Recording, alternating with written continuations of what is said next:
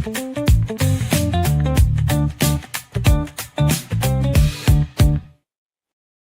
right, it is the Mosley Show. We're starting off today, and we got a lot of NFL action happening. In fact, Kevin and I just saw one right before the show started. In fact, he announced it himself. Kevin, you've gotten a lot of these where we can throw their pictures up. This may have happened so recently that we don't quite have the graphic of him yet. But Rashawn Gary put up on his own Instagram. Sometimes it's kind of nice when a player just breaks his own news. He announced on IG, also commonly known as Instagram, the Gram, that he is leaving Green Bay. Put up a nice little thing there. So like all chapters in life, this one has come to an end. I want to thank everyone who supported me and my family throughout the years. The love, the energy, and the memories mean more than words can explain. On to my next stop. Nowhere near done yet. All 6'5", 275. Can't wait. Can't wait. Rashawn Gary, man. Packers, these guys, these edge guys, they're kind of, some of them are ending up out there available now. He is 28. Let's not act like Rashawn Gary is past his prime, for goodness sakes. I guess when you spend 40, what is it a year? 44 million or whatever it is on Micah Parsons, you got to make some decisions. You got to make some decisions for your future. And 2025, let's see. I just want to look to see how many sacks Gary had this past year. He had 7.5 sacks. Season before, 7.5. Season before that, 9. He's pretty, he's just kind of solid. Nothing flashy. He doesn't put up Max Crosby numbers. Doesn't put up Trey Hendrickson numbers. He just puts up Rashawn Gary numbers, and those numbers are fine. Like if the Patriots or somebody like that wanted to go out and load up again in free agency, they did last year. This is another guy that could step in and help them in a big way. All right, they brought in Uncle Milty from the Eagles. He helped big time in the interior of that defensive line. Then they brought in people like Chason and others who stepped in and helped them. And then, of course, the Seahawks win the Super Bowl. Who'd they bring in? Well, the old Cowboy great, DeMarcus Lawrence. And that helped them, among several others, I might add, to their defensive line. So got a lot of ground to cover. Kevin, I did want to, and you're a big PA guy. I think you're stepping in tonight, doing some baseball PA work. Bears get ready for a 3-game set against Air Force. Be ready to stay out there.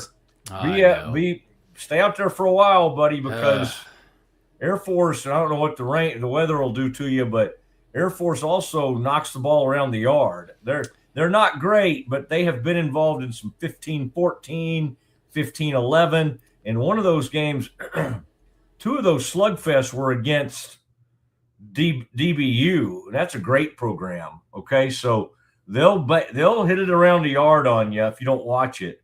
These Air Force folks. So I don't think we can just go, Baylor's going to get an easy 3 games. These guys will step up to the plate, and then here in a couple of years they'll be out defending our America. They'll be out, depending by then. I don't know. I mean, who knows who will be bombing? But right now, it's the Iranians. Christy Nome, by the way, Kev, since we last came on, she's out. Homeland Security, member of the, Trump's cabinet. She is no longer part of that, and she has been fired. I don't know why I decided to bring up a little of that news, but I was watching it all. I was watching it last night. I was watching them talk about it. Christy Nome, age 54. I like that she's 54 because, Kev, I saw her do it, when all that horrible flooding was happening in Texas, and she came in and did some things. FEMA was doing some stuff. And I kind of thought, man, she's pretty young to be on the cabinet. Kev, she's 2 or 3 years older than I am. All right. So I feel pretty good about that. Now, maybe she's had a little help or something. I don't know. But I remember thinking she's pretty young. And Kev, if she's not, she's like 3 years older than I am. All right. So that's good. I think that's a good sign. All right. Christy Gnome, man, we hardly knew ye. Okay. So we have all that going on. Kev, but the reason I brought up Baylor baseball is to go in a different direction because you are the PA man of Baylor women's tennis as well. I'm not sure why we couldn't get you I guess you have to pick one between the women and the men, so whatever. But let me just say, Baylor men's tennis, and I think Scotty B is talking about it right now. Scotty, I'm trying to get there. Beat the number 1 team in the country last night out at the Herd Tennis Center, and that was a big win. Beat them 4-2. I think that's Ohio State was sitting up there at number 1. They came in, and the Bears said, "See you later." All right, and I watched several times the deciding point because I play a lot of tennis and I really enjoy watching it. And the Baylor player did a great job of moving the guy around, and then the Baylor player kind of ripped one kind of down made the guy move, and he got over there, and he couldn't. Those guys that are trying to move real fast and they don't have the one-handed slice return where they can reach out and get to it with one hand, they got to get to everything with 2 hands. Sometimes they just can't get enough racket on it, and so he couldn't, and that ended it. And the Bears, had a huge celebration, had a great crowd out there last night. And Kevin, I need to figure out who that Scotty, if you're still out there, I'm sure he is. Who was that got that final point for us? Was that Badenhorst, or was that which player for us was that out there that ended that deal? Wow, that was cool. That was fun. Bears beat the number 1 team in the country last night. That's Louis? Okay. Do we say Louis Bowden or Bowden? Let's go Bowden. What do we say, Kevin? Didn't you and I look this up recently? Louis Bowden. Okay. Sweet Louis Bowden. I have him from being from Great Britain. Does anybody have him from somewhere else? Is he South African or is he from – they got one player from Great Britain. I believe he is Great British. There is another South African player that's a different guy. They don't call it Great British. Great British. He's greatly – He's greatly British. That was a good win for us. Mm-hmm. Yeah. Michael Woodson and I. Kevin, I'm going to go over the baseball lineup with you after the show today because I do not want you, in addition to all your other duties, you represent the Mosley Show at all times. That is obviously the most important thing you do in life. And so I really don't. And on the radio, there's a guest announcer because who we're going to have on later in the show. So our old friend Cole Posey is stepping into the radio duties. I remember him. And he's also got Cole put like some He's got the hat. Yeah, hat. He's got like a hat company. Hondo Hats, yep. Yeah, well, let's not give him free advertising if he's not going to pay to be on the Mosley Show. I'm going to talk to him about maybe getting some. You worry about getting the names right tonight. And like Janosek, they got a freshman outfielder. Have you looked at the pronunciation guide? I got the pronunciation guide. My biggest worry tonight is it's Hometown Heroes Weekend, where they're going to talk about some veterans. And like, I can do baseball. We can talk about this and that. But man, when they give me a list of like military titles and jobs that they've done, I'm like, oh my, I gotta. You just need to say, don't. And I don't want to mess that up. I don't want to mess up the vets. But don't. The more you like, kind of think about it, the worse it's going to be. So you need to just roll with it. But make sure they give you stuff in plenty of time. Yep. And just look over what they all are. And if you have a question, okay, just call me because I think the funniest thing is that most of the heroes celebrated tonight are ironically from the Air Force. Yeah. As they play the Air Force. Well, that's. I don't think it's ironic. I think that's on purpose, buddy. There's no irony to that. Get him. Yeah, but hopefully they'll be rooting for the Bears, even though they may be serving the Air Force. But again, I have a hard time rooting against the men and women from the armed forces, especially those folks from the academy. Man, I love rooting for them. But tonight, I'll be rooting for the Bears, even against the people from Colorado. Where is that in Colorado? It's right there in where the Broadmoor is, Colorado Springs. I don't know why my brain does that every once in a while. All right, Kevin, I'm concerned. Let's get back into this NFL stuff, though. And we got a bunch of people watching us on Twitter. I wanted to start with this Max Crosby. There was – wait, is he already – you got him in a – do you have him in a Cowboys jersey already? Golly. There are a few of them out there. Some in some Patriots gear. Look very some fake. in some Cowboys gear. I love the player. I will say I'm in the group that, Kev, if they do this, if they traded the 12 and 20 pick for Max Crosby, I think it's kind of dumb because, again, I love the player, but you're basically everything you got in your say, oh, man, what about Kenny Clark? What about this? What about Quentin Williams, the second round pick? Bottom line, you would be back to where you started. You could have just kept Micah Parsons if you were going to do this. And you go, Matt, maybe you can get him at a lower salary or something. Come on.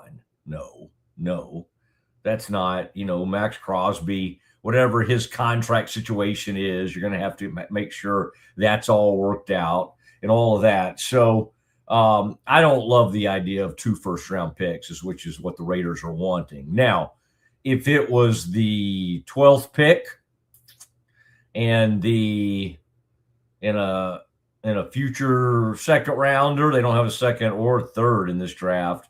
If it was the 4th round pick, 5th round, if it was 3 picks from this draft, but only one of them's the 1st round pick, then you've got to think about it.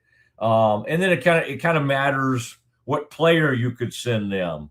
Do you send them Quentin? Do you send them Osa? Do you move Kenny Clark in this? Do you move Deron Bland? Is there somebody on this team that you think about moving? George Pickens. Yeah, I'd hate that. I would hate a 1st round pick in Pickens for Max because obviously Pickens means so much to your offense. It's not like you've got like a 3rd receiver. You like your 3rd receiver, but he's not anywhere close to Pickens. So I think the Cowboys are interested. I think they're probably holding off wanting to do these 2 first rounders because as much as they like this guy, I almost think what you do is you find a way to bring in like Hendrickson as a free agent. Somebody said out there on Twitter, Kevin, Schefter said Hendrickson's not a great fit for the Cowboys scheme. Hey, listen, Adam's a longtime friend of mine, but that doesn't matter. It doesn't matter that Schefter said that. Schefter's not making this decision. I think they could find a way to use Hendrickson if they needed to, all right, in this scheme.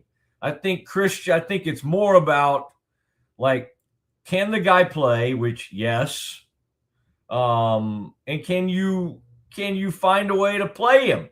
Can you find a way to put him in a scheme? And Christian Parker, the answer to that is absolutely you could. with Hendrickson. So I'm not buying that. Oh, you can't sign Hendrickson. Now, does like a player like Rashawn Gary, who, I mean, I does that get me interested? Yes, absolutely. 28-year-old guy who's got, 7.5 to 9 sacks every season.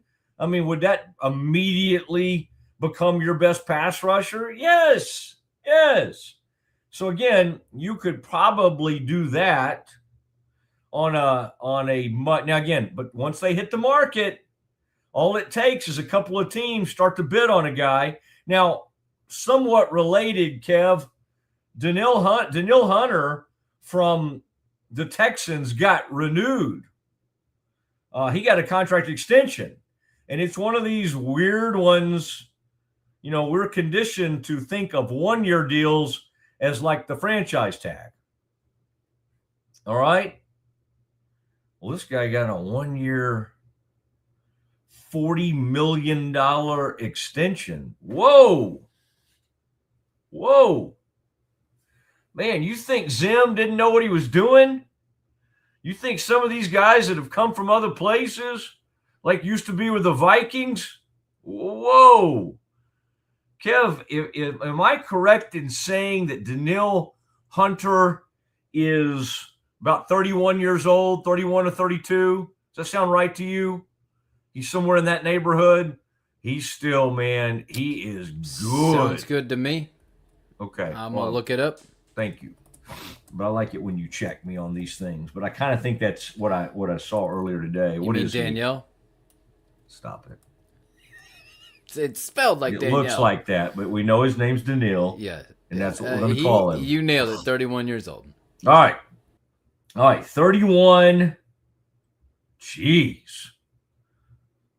But like who's out there signing players to, I mean, would you want, could they have done 2 years 70? Would he have been okay for that? 35 for 2 years? Yeah, maybe. Would you even have thought about 2 years 60? Remember, this is the last year of the rookie contracts of the last year of the rookie contract for both CJ Stroud, but also Will Anderson. Both those guys, I don't know, can you pick up the 5th-year option from both of those first round? Man, 40's that's a huge cap number for next year. I mean, and you got to get this Will Anderson thing done. They're treating these 1-year contracts like their franchise tag. And boy, let's go back to Pickens for a second, Kev. Do we have a Pickens picture floating around? This is a dramatic pause, Kevin. I'm not waiting for the picture. I do like that picture where he's got the what do you call that thing? Not a hoodie, like the. It's got that thing. I don't know. It's almost like a ski mask type deal, but they call it like a shetty or something. I just can't think what it's called. But anyway, we have that one, and there it is. What's that thing called, Kevin? What do they have a name for that? They're called something. And I'll tell you who else loves those is Diggs, Trayvon Diggs. I'd be talking to him after a game, and he would put one of those, and he'd have it up over his mouth. I'd be like, and I always liked talking to Trayvon, but it was just strange because he was kind of a quiet guy, and he would have the dang, it's right on the tip of my tongue what you call these things. Shetties, something. Anyway, he would have it right in front of his mouth. I didn't really say anything about this the other day, but it hit me, and I thought I would bring this up today. Dak Prescott was dabbling in some interesting areas the other day. He showed up at a really cool charity function. They were asking him about George, getting the franchise tag. And Dak did play on the franchise tag. But now again, the biggest difference, though, Dak came out with some advice, and he was like, I would tell him to bet on himself. It's okay to go play on the franchise tag. Well, that's a quarterback saying that. that's liable to get like 3 huge deals. Quarterbacks get, especially some of these guys as they play into their 40s, that Dak's already gotten 2 enormous deals. So these receivers only get 1 crack at the big monster deal. Because the next time he comes open, if he gets a big monster 3 or 4 year deal, he's going to be, he'll be approaching 30. And they just you just usually get 1 big receiver deal. Dak got a $160 million deal when he was hurt. When he was sitting out there with a horrible injury, because quarterbacks are so necessary and so needed. So I think Dak was, in his own way, trying to encourage George to bet on himself, but in a weird sort of way, he was kind of making a real team-friendly statement. Like, hey, just go ahead and play on the franchise tag. I mean, now the Cowboys would like to get a deal done with him, but they could sit there and let him stay on the franchise tag. And you know what? That franchise tag sitting there at about 27 or 28 for this year, Kev. They could turn around and do it to George again. They could turn around next year and put the franchise tag, and it'll go up to about 31 or 32. But it's still, the reason they don't love that is because, unlike quarterbacks, who, again, have so much value and there's such a desperate need for them that even when they're hurt, teams bet on them. Teams still will go ahead and pay them a huge amount of money. They don't do that for wide receivers. Let me point you, Kevin, right now to like Tyreek Hill. What's Tyreek doing? I mean, somebody that was the fastest man in the NFL, still the top 2 or 3 fastest men in the NFL. Oh, is he hurt? Oh, okay. Are people waiting to see like what's going on with that before they commit huge money? Yeah, absolutely. And for most position players, that is the way. You don't commit huge money to non-quarterbacks that are banged up. So I just found that kind of interesting that Dak was like, hey, do what I did. Do what I did. Play on the franchise. I played on the franchise when my money was at around $30 million a year or whatever. He did it once. But again, let's remember, he's ended up with 2 monstrous years. And then even when he was hurt, he still, in fact, when he got hurt, it gave him even more leverage over the team because the team went so south without him. I'm talking about Dak Prescott. So I think probably Dak's, the best thing you can do for a teammate is to go not encourage them to play on the franchise tag. And I was reading somewhere today, and I had kind of forgotten about this, but like famously, where Brett Favre actively, I don't know how he ever got past this in the locker room, but one of his teammates was having a contract dispute, and Favre kind of campaigned against his teammate. Now, I believe it was Javon Walker. I'm trying to think of all his best receivers. He had Donald Driver at one point, and he had the great Javon Walker. I think, and I forget how public it was at the time, but I think Favre actually either secretly or not so secretly worked against Javon Walker. Very, very interesting to see all this happen. Now, we will have a big-time guest coming up. Derek Smith is with Baylor women's basketball right now in Kansas City. We've got a lot of things to talk to him about. He'll be joining us in about 4 or 5 minutes. I also wanted to add, Kev, Geno Smith going to be released by the Raiders. I think they got about 2 wins out of him. He had 19 touchdowns. He had 17 interceptions this year. I mean, what did they pay him, Kev? I mean, it was like it was quite. I mean, it was a nice big contract because they thought he'd been good with the Seahawks, he'd been good with Pete Carroll, and they thought this will be nice, kind of a comfort blanket for Pete to come to the Raiders. Wow, it was bad. $40 million guaranteed in 2025. $40 million. This will leave once he's gone, once he's released officially. This will leave a little over 18 million in dead money. It'll free up about 8.5 million under the cap in some space, but they're still going to have quite a bit of dead money representing Geno. But they had to go ahead and move on from Geno Smith.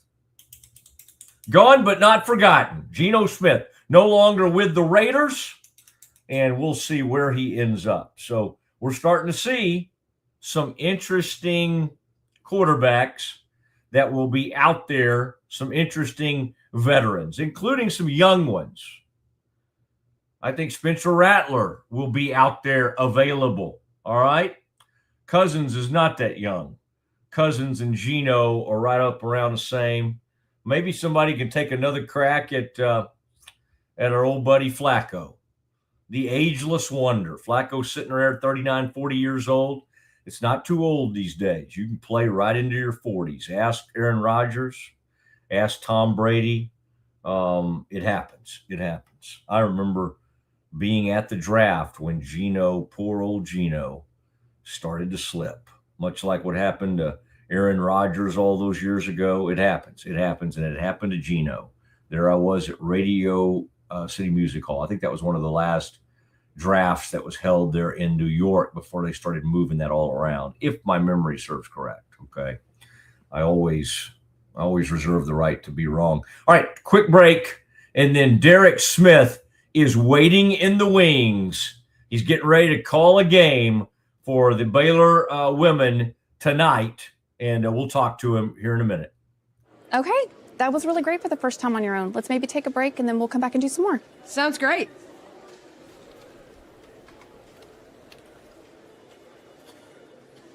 Oh, you're back.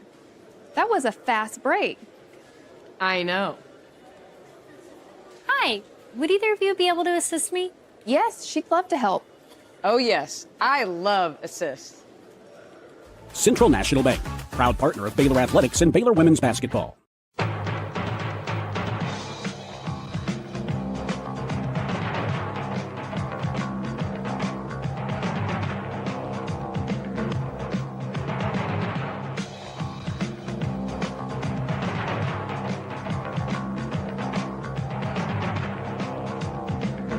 Like Alan Samuels always said, Waco has a lot to offer, and so do we at Alan Samuels Dodge, Chrysler, Jeep, Ram, Fiat. Come by, let's be friends.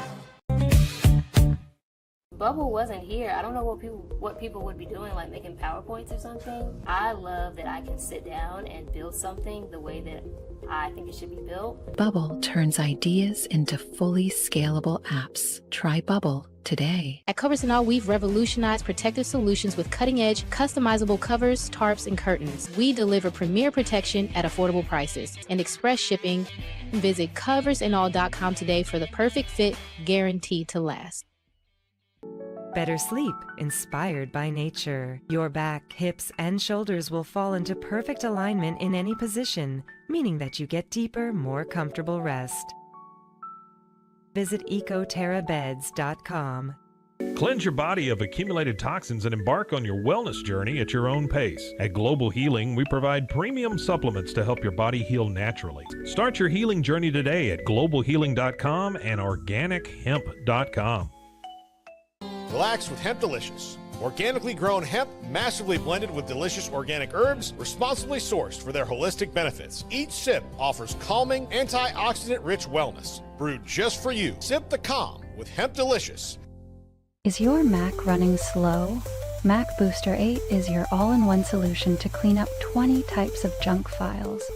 Get your Mac running like new again with Mac Booster 8. Visit macboost.net today. I know you're gonna love this Kodak Dot Plus printer. You guys just connect it to your smartphone.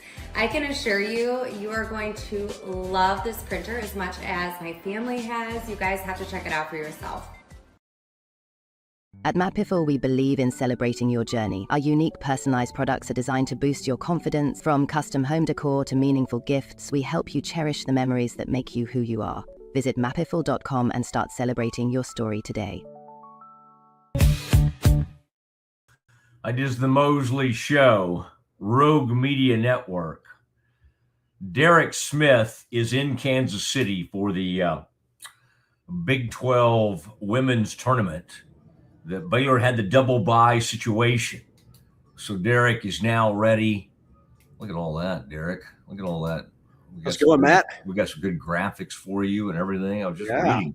My gosh, Kevin, I didn't know he was going to write like your whole bio up there. Good to have you, sir. How are things treating you in Kansas City? And have you had a peek yet at the that glass LED court that's everybody's been talking about? Now, y'all got to, now that I'm thinking about it, y'all had a sneak peek at that, didn't you?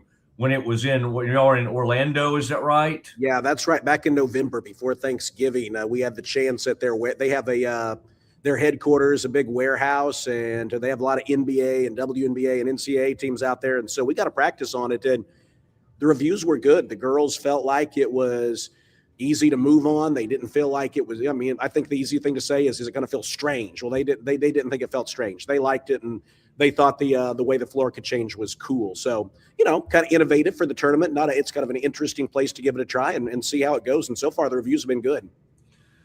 Did you kind of get out there and kind of move your feet around, like get in a defensive position and try to get your own feel for it? I mean, I think I'd like to kind of get you out there shuffling around a little bit and get in a defensive stance. I mean, it does look strange. And I mean, I need to bounce that ball off hardwood. So I don't know, man. I think I would really be freaked out by this. But walking on it and dribbling on it felt a little different. But I really think if you like for the players, once they get going, they're probably just in game mode. Like it didn't feel so different that you're like, this is weird. I think, I don't know. You ever, if you play on different surfaces, like sometimes on a regular court, maybe a driveway or a church rec room that's a little different floor, you kind of get used to it, right? So I think the girls, for all teams, will kind of get used to it quickly. Do you miss that municipal arena or that where the women? You remember? I think there was some asbestos in there. I hope you and I are okay because we spent some time down in that basement for some media stuff and everything. But that was that it had a lot of character. It did. But I think Brett Yormark and maybe Bowlesby was already trying to head that way. But I think one of the first things he did was like, we got to get the women at a premium facility like where the men are playing this tournament.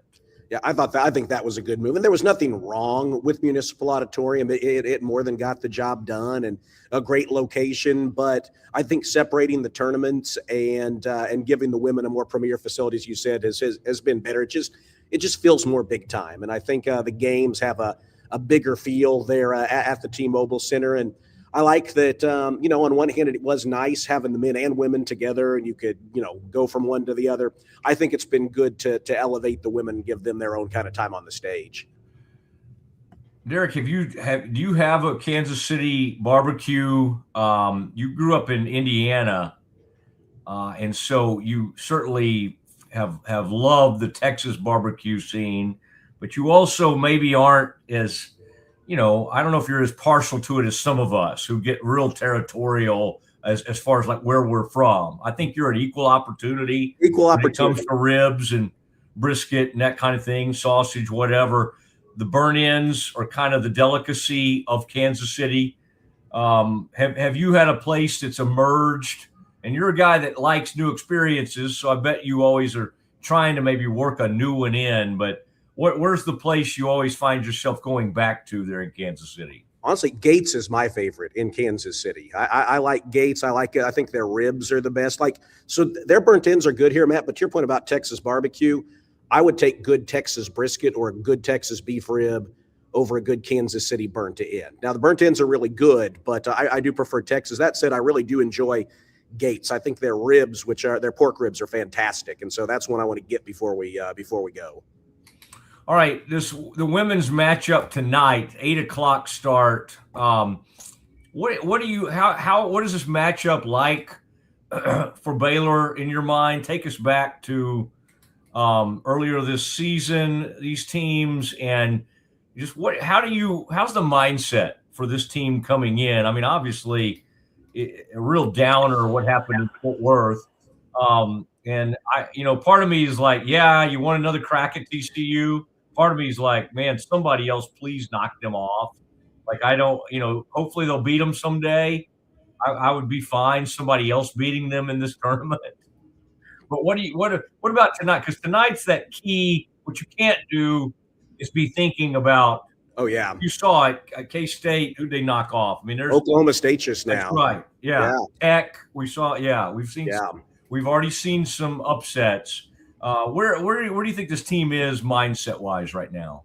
I think mindset is good. I think obviously what happened last Sunday in Fort Worth was disappointing. The team didn't play its best offense. I think the defense was good enough to win that game on the whole, but the offense, they just didn't generate enough of it. And so that was very disappointing. And you could, I think, see the hurt from the girls afterwards. That was a goal they had. That said, they've been able to turn the page. They've been able to get a little rest. I think the schedule allowed, an off day, and so they could rest, kind of reset their minds and refocus on what's ahead. And, I think they would love another shot at TCU. I mean, the games have been close enough. I think they'd love another shot, but you're right. You can't think about that. You got to focus on what's ahead because the Big 12 is too good and there's too much parity. And I think Colorado is a great example of that. Back in Waco on January 8th, Baylor knocked off Colorado 56-52. And I mean, it was a dogfight until the end. I mean, there was a really low-scoring second quarter. But what Colorado does and what they've done all year, they're very physical. They have a lot of length. They're a good rebounding team. They're tall. They really clog the lane, and they just don't let you get a lot inside. So you have to be tough. You have to when there's an open shot or an opportunity to make that pass inside, you've really got to be ready because they really make when they're on the defensive end, they really make you work offensively. So I think for the Bears today, you got to be ready to be physical. You got to have a little added toughness in the game, and you did in Waco. And I think you want to really perform better offensively than you did in Waco. That was a game that saw a 7-5 second quarter. Baylor outscored Colorado 7-5 in that quarter. I mean, it was just a mucking defensive game, right? So you want to really, you really want to be a little better on offense and be ready to kind of execute what they've practiced because I think Baylor's the better team. I don't have any doubt of that, but Colorado is more than good enough. They beat TCU this year. They have a number of marquee wins on their schedule so far. Is that where Nettie came from? I was just sitting here trying. Okay. Yeah. And they actually just extended their head coach. So, I mean, they feel good about where they're headed. They feel good about where they are, J.R. Payne. So I feel like they're one of those teams that probably doesn't get enough respect. I feel like if they were a Big Ten, ACC, SEC school, they would probably get a little more notice. But they have impressive wins, and they've got some really talented players. And they've got they have an identity with the size and with their rebounding. Isn't it amazing how many good coaches have been hired? And even at Kellogg, at West Virginia, man, I think he can flat out coach. Molly comes in Arizona State. And we just kind of started to hear about her even when Mac was right before Mac hired Nikki. Molly's name was coming up a lot. And now she's at Arizona State. it's just interesting that this all happened within the span, Derek, since you've been doing this in the last, 4 years.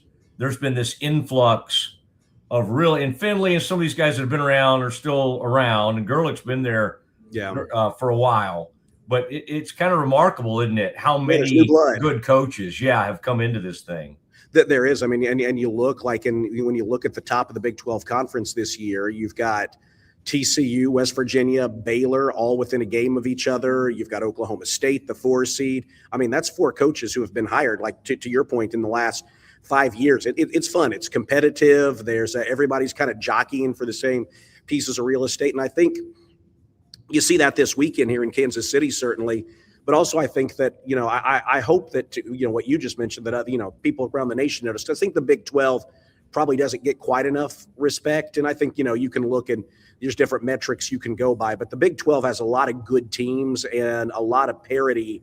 And as such, the records kind of demonstrate that, because everybody kind of beats each other up a little bit at the top of the Big 12. We've seen that. It'd be nice if Bella could tap into that game a couple of games ago where she had 16. We've seen her be a good scorer. She's gone through some really lows this year in terms of not being in a good shooting rhythm.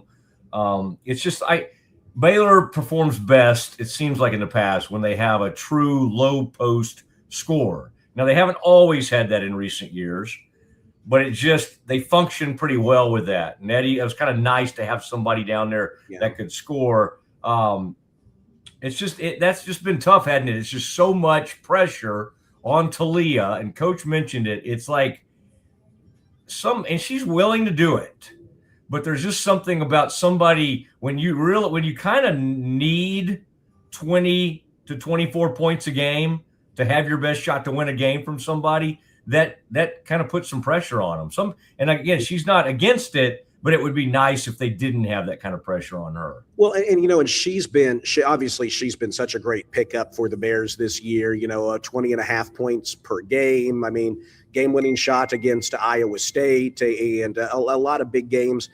I think to your point, you mentioned, Bella in that Kansas State game. I think about the month of March here and what's ahead for this team, you've got a couple things. One, I trust the defense. I think the defense this year makes you feel like in most games they're going to have you in position to win, whether it's the third best perimeter defense, 3-point shooting wise in the nation, one of the top shot blocking teams in the nation, top 15 in field goal defense. All the numbers say this is a defense that I really feel good about going into March. The question is can they get enough offense? And to your point, I think you kind of generally, granted, Talia Scott struggled in the first 3 quarters against TCU, and that made a difference in the game. But I think you can generally feel like you're going to get around 20 from Talia Scott. Bugs is a double-double machine or close to it.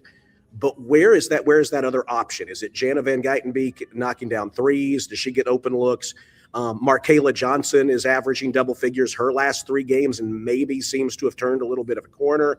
But Bella's that one that if she's knocking down shots, it changes what teams have to do against the Bears, because it changes the geometry on the floor. You have to account for her, and that makes it easier for Talia. When there's not that third option, you see teams really stick like glue to Talia more. And I think to your point about Bella, that's really the question. Who is going to be, can you get that reliable third scorer? It doesn't have to be the same person every game, but after Talia and Bugs, who's going to step up? Because I think that could be the difference, in where the season comes to its conclusion. And if you're getting a good performance from Bella and from Markayla Johnson, along with what Talia and Bugs do, I think that, all of a sudden the trajectory really could go a lot further than people think.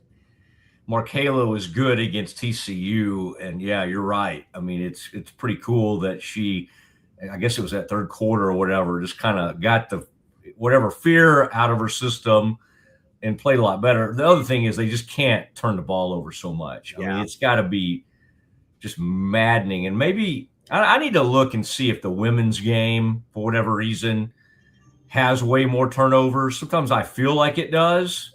I don't know if a study would reveal that, but this year there have been too many times you look up and there's somewhere in like 18 to 25 turnovers. And that has been something the Bears need to clean. Yeah. And that's something Colorado does well tonight, Matt. That's been a focus. Colorado is good at stripping the basketball. So that ball security is really going to be key tonight for the Bears and certainly going forward. All right. I wanted to ask you a little bit about Baylor baseball. 1-5 in these two tournaments or showcases, whatever we call those, invitationals. And there were moments where it's like, hey, these guys may be pretty good. And so I guess there were enough of those moments to make you feel, but the fact is, you just can't keep going on that, right? Season after season, you can't go, well, we're getting close or we're closer. You've got to connect on some of those, and then to lose at Tarleton State. How discouraged did they seem after that recent loss? And like, what can you tell us about like what you've seen that you could build on, like from a positive standpoint? Have you seen enough to make you think that, hey, maybe they could get on a little bit of run once they get to conference? We've seen inconsistency, and unfortunately that inconsistency has led to not winning as many games as you'd like so far. 6-6 through 12 games. I mean, the Tarleton State game, I know there's been some, there's been some discussions afterwards about how they need to improve on that. And I think you look at that Purdue game, Baylor had a 5-0 lead and couldn't close it in Round Rock a couple weeks ago, and all of a sudden you are 10-4, you're 8-4 instead of 6-6. But the challenge is obviously you've got to learn how to close. And I would say what probably gives me hope, Matt, is this team is very, very young. We right now, over 34% of the team's at-bats have been by either true freshmen or redshirt freshmen, and nearly half the at-bats have come by players with very little experience at the D1 level. The talent is there, but the consistency has not been yet. And I think that's going to be the big question is, Baylor plays Air Force this weekend, and then, next week plays a top 25 West Virginia team at the ballpark, Magnolia Field of Baylor Ballpark, to open Big 12, because I think you see the flashes, but can they put it together consistently? And I think a big part of that has got to be cutting down on the strikeouts. There's been the coaching staff's talked about it. I mean, all you have to do is look at the numbers. Too many strikeouts from key players. You got to cut that down and put the ball in play, because Baylor has more speed than it's had in the past. I think it's got some gap power. It's got some things that can play if you can get guys on base. But when you strike out, you're not getting guys on base. And so for the Bears, cutting down on the strikeouts is going to be a big thing, because they have faced two excellent pitchers against Oregon State and Ole Miss. But, that's not an excuse. You can't strike out as much as they have. And I think that could be the difference between this team moving towards where they want to be as we get into March and growing versus, kind of chasing losses that could have been wins. Has Tom Barfield kept a good attitude? I mean, I just want to make sure his spirits are still where they need to be. Well, Tom is he's excited. I know he's excited for the weekend ahead. Tom can pick apart a baseball game. I tell you, he can. This won't surprise you. He'll go through all the little details, and you can get discouraged, but you can usually work your way back around to something to something positive. I think part of his discouragement on Tuesday was that my work schedule didn't allow us to go to Jake and Dorothy's in Stephenville before the game, so I owe him on that. I'm just trying to see the thinner version of him, if that's made him more optimistic or made him. I'm trying to think what it's done to his personality. I'd like to find out. By the way, I'd like to be thin enough to find out if my personality would change. I'd like to give it a go. Well, he's actually motivating me a little bit. I've had like 15 to 20 pounds I've said I'm going to lose for 4 years. And like, here's Tom every time I see him after a couple of weeks looking thinner. So I gotta follow his lead, a little bit. And by the way, Kevin Hall is doing some PA work this weekend. With you being out of town, it's kind of, I think Cole Posey's going to be coming over to work with Tom. And Kevin is a fellow, he's from Indiana. Yeah. He's a Hoosier. And so he was very excited when I told him you were coming on today. So I've had him really working on that pronunciation guide. Is there any name in this lineup that the kid, the freshman Janusek, Janusek or Janusek. Okay. Janusek. Like it's not a hard U. It's just kind of Janusek. Okay. Yeah, you got Janusek. You've got, I think most of what the team has out there is good. Here's what Kevin will appreciate. So allow us to nerd out, Matt, over Kevin and I being from Indiana and Colts fans. The left fielder, Hunter Snow, is the son of Justin Snow, the Colts' longtime long snapper. And I actually asked him, Kevin, if he was named after Hunter Smith, the punter, and Matt's Right. and Justin's special teams. He wasn't sure, but he's like, well, we hang out with the Smiths a lot. So there you go, Kevin. Hunter Snow, your Carmel, Indiana, and Colts tie, and Baylor tie, because his dad was also a great football player at Baylor. Mosley actually brought up Snow the other day as the long snapper for the Colts. So I don't know if I knew, though, that's good information from Derek. And then Baylor is really good at producing these deep snappers. If you think about that, John Weeks for the Texans has been there a long time with the Jaguars, and yes, yeah, that's another Matt. I don't think I ever knew how to say his name. What'd you say, Ross? What? Matisic. Okay. Matisic, yeah, that's one we had to say on the PA, right? You know, so I know. I had to get that one down. He's been gone for 10 years or so. I'm just learning how to say it. But he's still doing his thing, though, right? Him and John Weeks, like you Amazing. said, they're still going strong. Oh man, the life of a specialist. Okay, you've got to get on, and y'all going to go over there and do some shoot around stuff, and hopefully you get something to eat. Thank you for taking the time. We'll be listening to you and Lori, and have a great time. And Derek, I mean, feel free, Rogue, if you haven't noticed, it seems like everybody's kind of heading this direction. So, if we'd like to recruit you over here. Okay. So well, it was good to jump on with Tom earlier this week and JMO. It's a lot of great voices. I'm happy for both of them to have that spot on the Central Texas airwaves again with you as well. So it's exciting.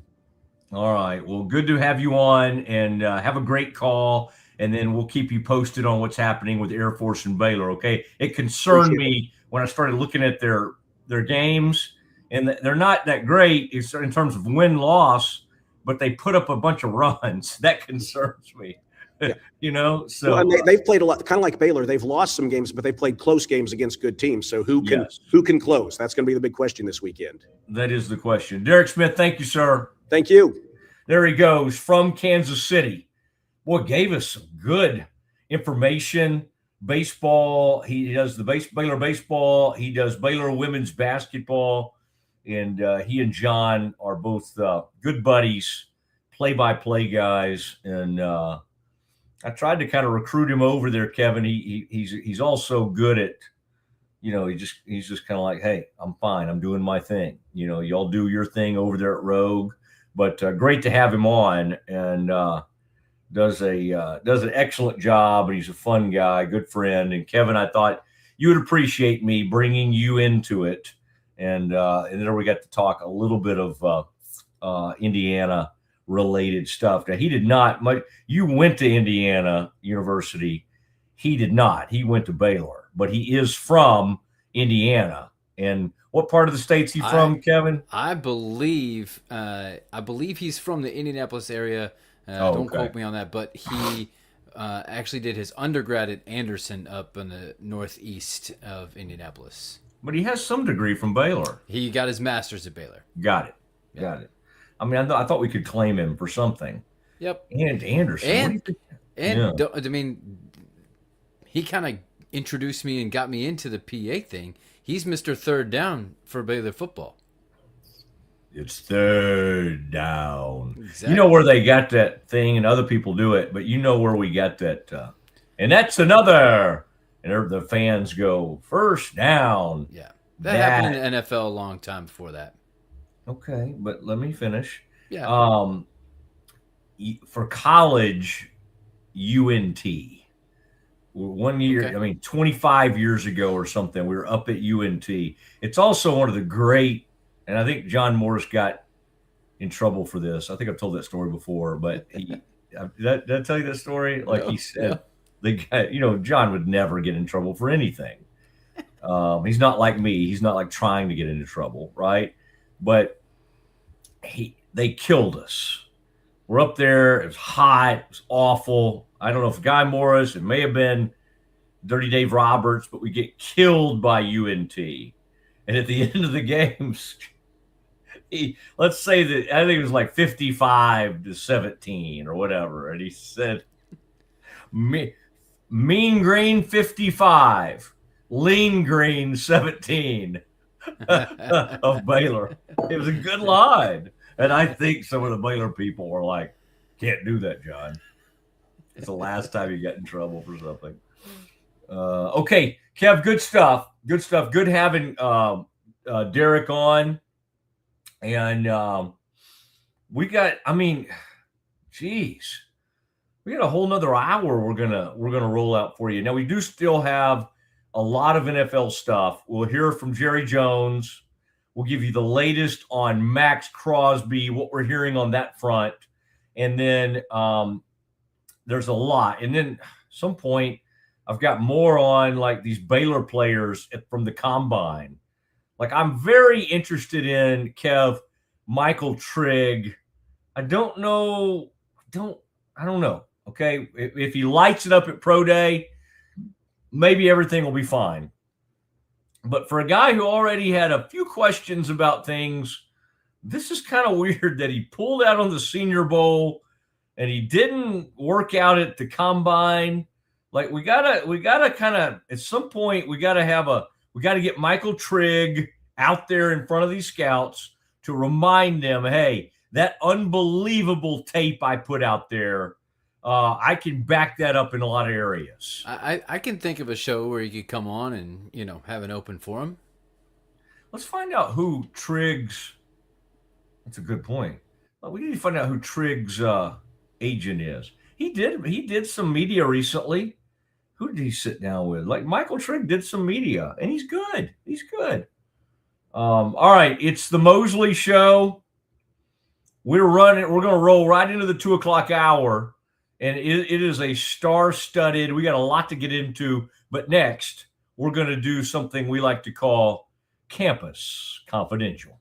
Ready for a better kind of primary care? At Patient First Direct Primary Care, you get unlimited office visits with same-day or next-day availability. And instead of rushed appointments, we take the time to actually listen. There are no insurance hassles, just clear, simple care. You can reach us by phone or text because access shouldn't be complicated. Our practice has expanded to include Medicare-age patients as part of our direct primary care model. It's a fresh alternative to the traditional insurance or government-driven systems, care that finally puts you first. For more information, go to patientfirstdirect.com.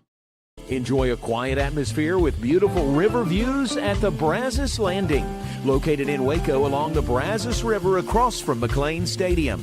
Enjoy homemade dishes like shrimp and grits, chicken piccata, braised short ribs, prime New York steaks, and more. Plus, enjoy a delicious dessert like creme brulee or key lime pie. Open for lunch and dinner Tuesday through Sunday. Brazos Landing in Waco, the only place where I-35 and the Brazos River meet. Streamline event and appointment booking with Amelia's sleek, modern, and fully customizable booking forms. WPAmelia.com. That's WPAMELIA.com. Amelia. Nalgene Outdoor has been your trusted companion, fueling adventures and helping protect the planet. We're committed to reducing waste, improving access to clean water, and providing simple, safe, and sustainable products for you and your family. NALGENE.com. A house is a property, but we live in homes. Home sweet home. Homes where the heart is. We aim to deliver the best home buying and selling experience so you can spend less time real estating and more time living. WhyPersonalLoans.com. Request a loan anytime. Our partners can offer loans up to $35,000 with varying rates and terms. Review your loan offer with no obligation and decide what works for you. Visit PersonalLoans.com today. This is what $500,000 in a duffel bag looks like. Actually not real. That's because it's actually prop money. It looks realistic from a distance, but up close you can see it says for motion picture purposes. Visit PropMoney.com today to get your money seen or money shot right with Prop Money Inc. With San, owning iconic furniture no longer requires paying a premium. With over 15,000 satisfied customers worldwide, we've proven that high-quality furniture doesn't have to come with a high price tag. Explore our collection today at san.com. The U-Like Air 3, launched in 2023, ushers in a new era of sapphire ice cooling technology, offering nearly painless hair reduction in just 3 weeks. That's ULIKE.com. U-Like. VivoSun's mission is to empower growers with stylish and effective products, making indoor growing accessible and enjoyable for everyone. Visit vivosun.com today and get started making growing plants and vegetables easy and automatic. Back to your regularly scheduled program, and just Mosley. I'll tell you what, at around 2:30, 2:40, after we do our college stuff, I will jump back into Max Crosby, kind of where I see that heading. And then the rest of the NFL, there's a lot going on today, and there was a pretty big signing. There's a 3-year, $36 million safety, Cam Curl, that the Rams did. We need to talk about that. Also, Kev, I did want to mention, since you asked me so nicely, boy, you just bossed me around during breaks. But Lake Waco Golf Club, man, what a beautiful place. And the pool, the grill, the whole scene out there. And again, I believe in what I talk about. That's why I joined. That's why I just said, hey, what's the old saying, Kevin? Any club that would have me, I don't know if I want to be a part of it. It's not the case here. They've let me in, and I want to be a part of it still. And just everything they've done. The pool's been renovated, the clubhouse, the course, 18 holes plus the executive par 3 course. It's got kind of everything you need. So I think that's kind of cool for kids. Take your kid out there, and you don't have to be like, well, I'm sorry, we got a group behind us. I can't have you out on the real course right now. You got that option, and it's just a neat, and you could fly around that course, get out there with daylight savings time coming up, literally play it in about 45 minutes to an hour, just fly around at the end of your day. So I really am appreciative, and they are big fans of the Mosley Show out there. So good stuff, and thank you for that. Now, speaking of Kevin, and Kevin, by the way, let's both, you and I've got one in my head. Okay. I've got some trivia. We want to do some Schmaltz trivia later in the program. All right. But let's do what we like to call Campus Confidential. Yes. So I saw this earlier this week. I thought you would get a kick out of this. Josh Pate had a thing that he came out with that talked about how he would realign some of these college football conferences. So I wanted you to take a look and see what you thought of his realignment of some of these now over bloated college conferences. And what do you think? Well, I think Josh got some blowback for his interview with the president recently. I'm trying to give him another platform here. Let's not worry about that. Okay. And he might get plenty of blowback on this. I love everything about the Southwest. I mean, I don't totally understand Tulane, but maybe he didn't really know where else to put them. How many teams are in that conference now? 5, 6, 7, 8, 9, 10. He's got 10. He's got all the original members of the conference in bringing Arkansas back is just awesome. Arkansas, and they can say, oh, we love being in the SEC, whatever. You're getting your brains beat in for decades now. That was an ill-fated decision to leave the Southwest Conference back in the day. Maybe, who knows? I mean, I guess they love being in the SEC, but still, they were a force for years in the SEC. We just lost one of their great former coaches in Lou Holtz. There's nothing about that that I don't love because it would bring. I just would leave. I would go with a 9-team conference like the old days, and I would leave Tulane out. Sorry, Tulane. Now, the Big 8. How many does he have? More than 8 in there? Yeah. Looks like 10 in there too. Everything is fine, except don't really understand the Utah Utes, nor do I understand BYU being in the Big 8. They don't have any history with those teams other than the fact that they've been in the Big 12 here recently. So, yeah, the Big 8, some of that doesn't make sense to me. The Pac-10's already been, it's been broke. I mean, they just didn't know how to do a TV contract. And your mark put the old, kind of like the little, what's that, step back? No, that little, what's the thing where you dribble and you make the guy fall down?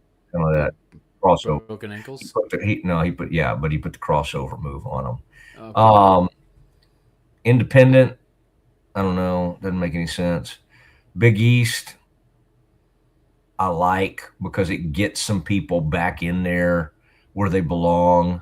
There's no, Rutgers, nobody cares about them in the Big Ten. Nobody cares about some of these things. I mean, and at least some of this, the best thing he's done is regionalize some of this. Yeah. In the Big East, I can't understand. I can't read that on the far left. Is that like Boston College or something? Boston College? Maybe. Big Ten, everything's fine. Yeah, there's not like anybody I'm like, wait, where is so-and-so? That's fine. SEC, I don't know who's between LSU and Tennessee right there. Is that Kentucky and Auburn? Okay, that's fine. Yep. I mean, see, the A&M in Texas now feels so superior to the other Texas schools, they would be screaming and crying about something like this. It's like, we don't want to play with Baylor, Tech. But it would be, from a regional standpoint, so awesome. Yeah. So I like this. I like this. Oh, independent. I see what he did down there. What's Vanderbilt? Okay. Poor Vanderbilt's been in the SEC forever, and he just kicked him out of the SEC. That kind of stinks for them. Northwestern been in the Big Ten forever. I know. ACC, let me see if I see anything weird. Getting Maryland back in there is smart. I mean, taking them out of there. That, again, they had really good, fun basketball history in that conference. It was always stupid to take them out of there. The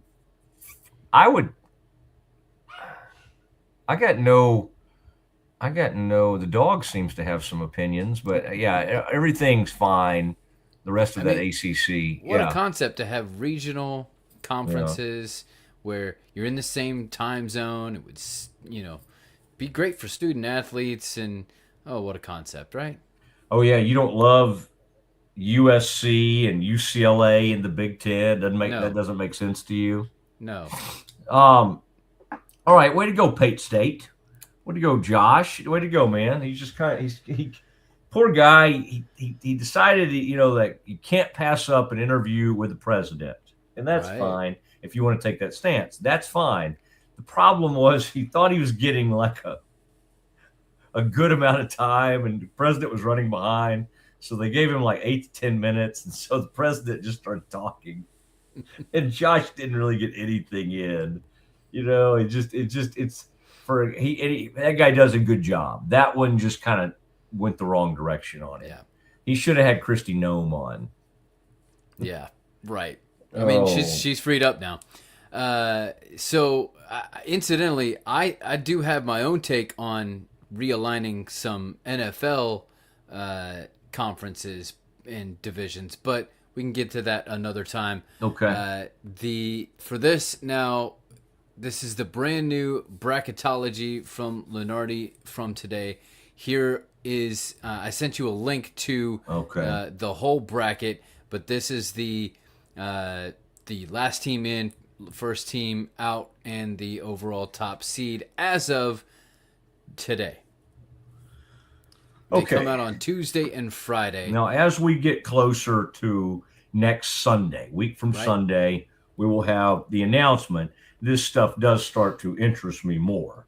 I will tell you, doing this 1 week, through December and January is kind of ridiculous to me. Right. But now we're at the time. Like, there's one more game. Most teams only have one more game, regular season this weekend, and then conference championships. Okay. Here's what the Aggies, this is very interesting. There's the last 4 byes, 3 of the 4 SEC teams. By the way, get Missouri out of in that thing he did. I like that he has Missouri in the Big 8. Get them out of the SEC. Ohio State, A&M, Mizzou, and Texas. That's fine. Last 4 in. Right now, the Indiana Hoosiers are in there. I don't know that they truly deserve it. They did get that. They won by 30 over Minnesota, as you pointed out. Who do they finish up with? They got at Ohio State tomorrow. Ooh. I know. Ooh. That's so what I if said. they like, win that's that, kind of a you big think deal, Ohio State would go to last 4 in, and Indiana would go to last 4 byes? That'll be interesting because those two could switch places. Yep, First 4 out. First 4 out. See, here's the thing. There's not one of those teams that I'm like, that would be so awful to keep that team out. Stephen Pearl and Auburn stink. Virginia Tech was okay earlier this year. They faded big time. VCU, fine, but nothing I'm going to stand on the table for. I could make a little bit of an argument for Cincinnati, not enough to be, I'm like, oh my gosh, don't play the tournament without Cincinnati. I like that Cincinnati has been hot lately. I like the hot team theory. They've won 5 out of the last 6, and I think they finish up with TCU maybe. I think that's a good matchup right there. I do find it interesting that we go crazy about how awesome the Big 12 is. And then we get to the end of the year, and the Big 10 and the SEC, and I get it before anybody says anything. I know they have more teams than the Big 12. I get all that. But still, the way people talk about the Big 12, you would think they would get 10 of the 16 teams in, right? Well, they're only getting half in the tournament, right? They only have them with 8. And I guess they have UCF and TCU both in, free and clear of this other stuff. I definitely think A&M's done enough to be in. I mean, I find it funny that that the Big East is they basically invented basketball, right? Kind of like the ACC, right? And it's just oh my gosh, these Big East teams, we have to worship them and we have to make sure they are honored, all right? And there's only 3 of them. That's funny. Yeah. By the way, 3 is a lot for the West Coast. I guess that's Gonzaga, St. Mary's, and who? Who's the other way? Who am I? West Coast. St. Mary's for sure. Gonzaga and Santa Clara. Yes, that's right. Barely in, I might add. Yeah. Mountain West, I think's been kind of good this year. I think I like the Mountain West, but again, who is in it from the Mountain West? And of course, that'll change because a lot of those teams are going to end up in whatever they call the Pac-10 now or Pac-12. That they're going to go into that conference. But you see Irvine? No. Oh, they're good this year? No. I'm not talking about who's going in. I'm talking about who's going to be in the tournament from the Mountain West. Yeah. That would be New Mexico, University of New Mexico, and I think Utah State's had a really good season. I think that's a Mountain West team, and then usually that includes San Diego State. I don't know because there's a lot of respect for them because they're not that far removed from having a Final Four run. And that guy can coach. Dutcher, or whatever, however you say his name, Brian Dutcher or something. A guy can coach. Yeah. Um, San Diego State is one of in the next 4 out, so it's not them. Okay. Well, they're saying Mountain West gets 2. Yeah. So I think one of them has to be UNM, and one of them has to be. I'm just not thinking. I guess they're not doing the MAC. I guess the MAC will get 1. Yeah. And that'll, of course, be Miami of Ohio. And then whatever New Orleans is in will get 1. I mean, I think that'll be interesting. What if New Orleans doesn't win its conference tournament? Like, I care more about those kind of teams than I do Cincinnati. I mean, I love the Big 12, but I'm not going to lose a ton of sleep if Cincinnati or whoever else is in the Big 12 that's on the bubble doesn't get in. It's not going to concern me that much. Well, that's the biggest question is, and it happens every year, is what happens if one of these teams that's right there goes on a run in the conference tournament, right? In the bigger conferences, all they have to do is kind of go on a good bit of a run. They don't have to make it, they don't have to win the conference. Obviously, but Baylor has to win it all. Right. Which they've never done. They've never done in the history of the school. They've never won the SWC tournament, the Big 12 tournament. They've never done it. So it's not going to happen. I mean, I'd love it. It'd be really exciting. Baylor has made great runs in the tournament. They've played in the championship game several times. They just can't for whatever reason. And in recent years, they got to be so good that, and sadly, that's changed the last couple of years. But before that, Kevin, Baylor had such great seasons that Scott got to where I think he valued the rest over a possible run to the final of the Big 12 title. Now, to their credit, Kansas and Tech and University of Houston, and I'm trying to think if I'm leaving anybody out. Those dudes always want to win that tournament. I mean, for the most part. They Iowa State, same way, because the Iowa State fans come rolling in there. The Kansas fans are at that tournament. Scott, this is a little known fact. I'll share this with you, Kevin. This is from the Mosley interesting tidbit section. Scott is such a nice guy.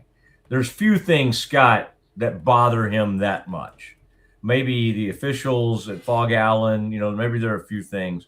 But few things bug Scott more than the fact that they just have left this tournament in Kansas City forever. I think when Scott first came to Baylor, they were still occasionally move the tournament a little bit. I'm trying to think, because he and Roy came, Bill Self came the same year. They got hired 2003. So for that 2004 season, right around then, early in that time, they actually would have the Big 12 tournament in Dallas every once in a while. And it was awesome. It was fun. But at some point, they went back to Kansas City, and they just left it there. Scott can't stand that. And every once in a while, I kind of forget that. And I'll bring something up about that, and Scott, it'll remind me that it very much bothers him that they don't move this thing around some. All right, what else do you have, sir, in Campus Confidential? All right, so headed into that last weekend of the regular season in college basketball, I got some game picks for you. Okay? Oh, what's our best Big 12 game? Have you looked?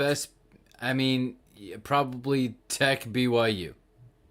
I'm going to have you pick that game here in a Okay, bit. Where is that one? It's in BYU. We can start with that one. Let's go. Okay. Tech's a 12.5-point favorite at BYU. That's not right. That can't be right.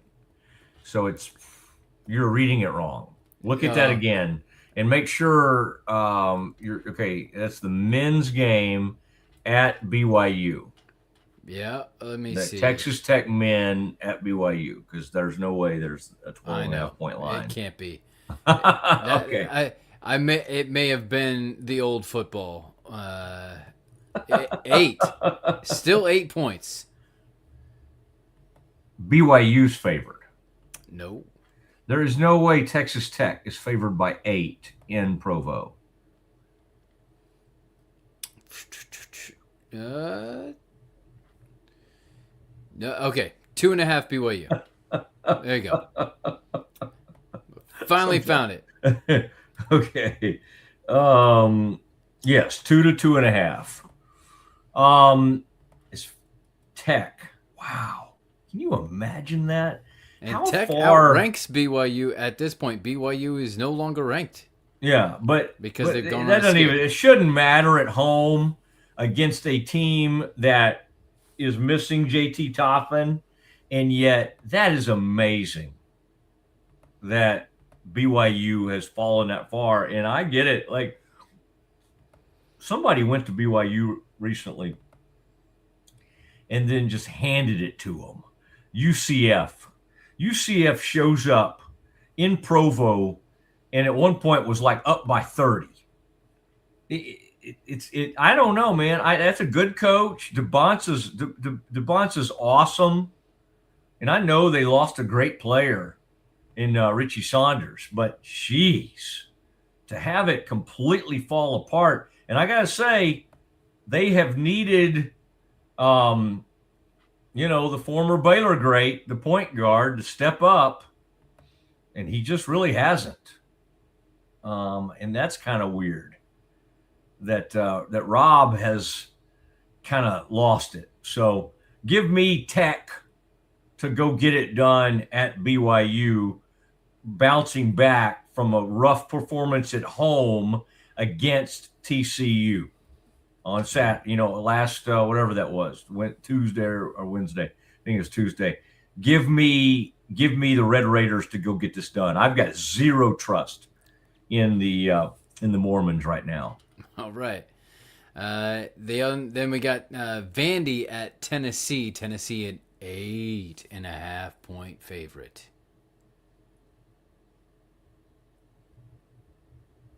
Vandy at Tennessee. Give me Vandy to cover the 8.5, but give me Tennessee to win that game. All right. And then a historic matchup. North Carolina at Duke to end the season, but North Carolina just came out and said that Caleb Wilson season-ending thumb surgery, so he's ready for the draft, so they'll be without him. Duke is a 15.5 point favorite at Cameron Indoor. Wow. Duke has been crushing everybody, but I'm going to respect this game more than Vegas is.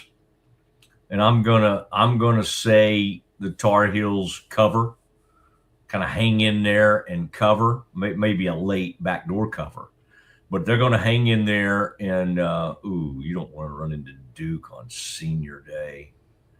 Ooh, that's awful. Although, who in the world do they have seniors? Aren't they a bunch of freshmen? They may have somebody that stuck around.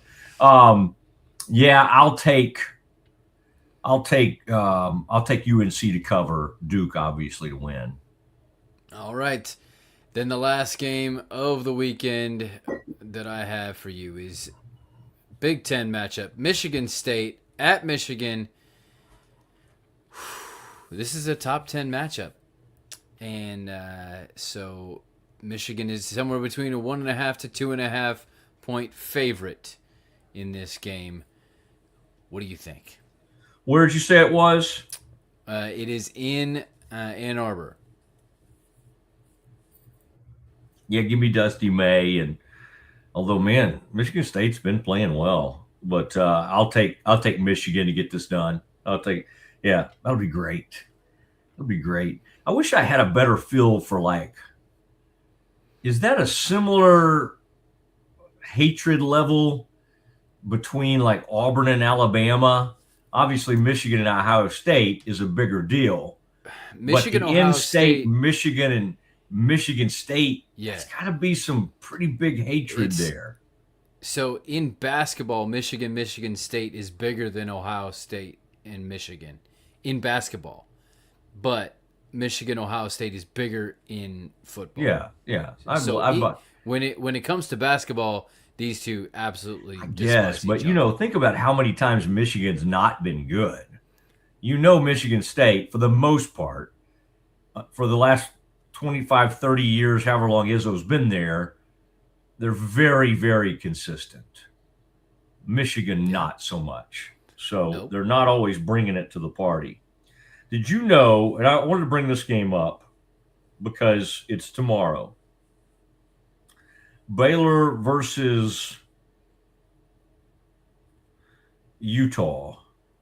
Baylor is favored by 11.5 at home tomorrow over Utah.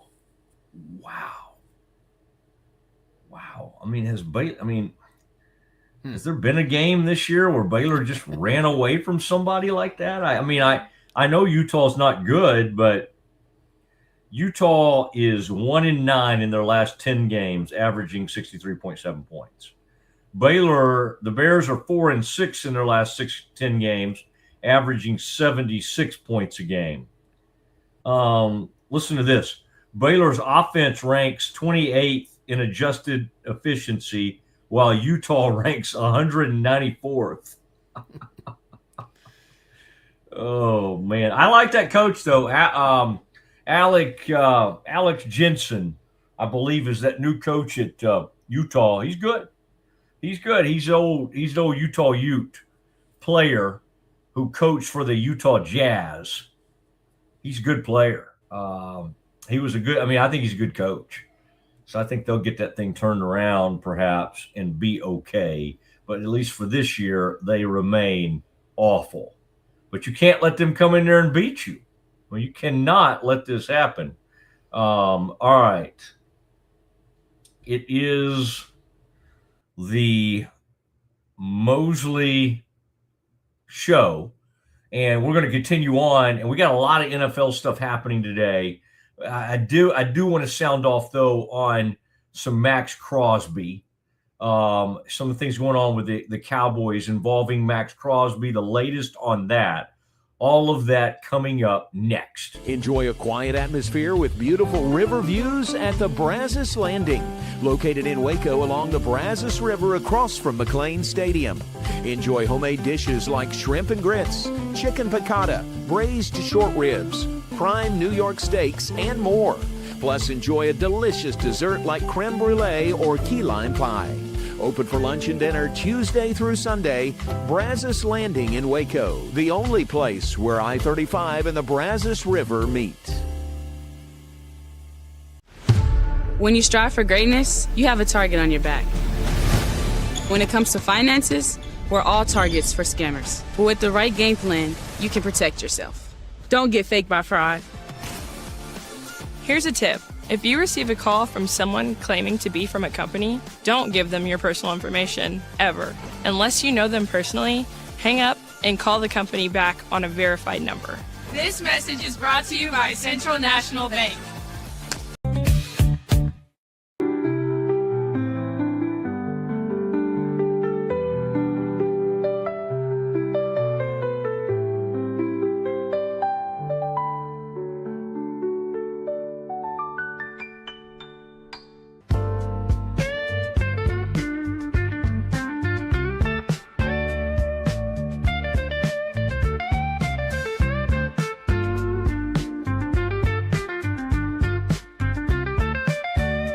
Introducing Muck-Off's classic pink bike cleaner, powered by revolutionary nanotechnology that breaks down dirt and grime on a microscopic level while protecting your bike's delicate finish.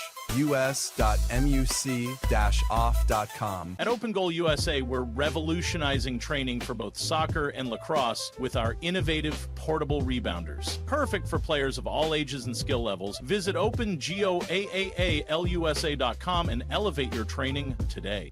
Looking for tickets to the hottest shows, games, and events? Ticket Liquidator is your one-stop shop for great prices, no hassles, and guaranteed tickets. Whether it's sports, theater, or concert, for the best seats at the biggest events, start with Ticket Liquidator today at ticketliquidator.com. Ticket Liquidator.